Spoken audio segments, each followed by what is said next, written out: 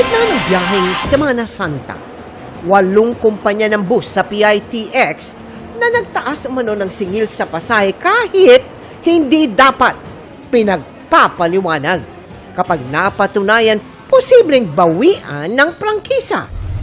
Presyo ng LPG, inaasahang tataas sa Miyerkules. Ang ilan, gumagamit muna ng kalang de uling. Ang kaso, pati uling nagmahal din. Mahigit 100,000 motorcycle taxi at TNVS driver hindi pa rin nakakatanggap ng ayuda dahil hindi umano isinumite ng mga kumpanya ang kanilang pangalan. Mas malaki pa yung nakatagong drivers than yung disclosed drivers.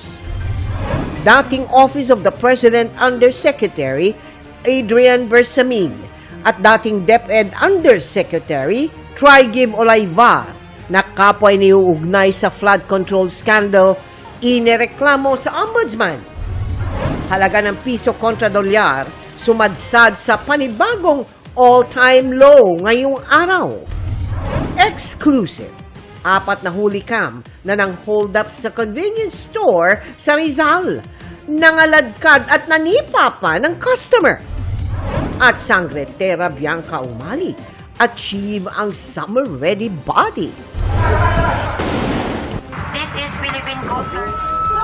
There was a ballot that was rejected first. Live mula sa GMA Network Center, ito ang 24 Oras. Magandang gabi po, Luzon, Visayas at Mindanao.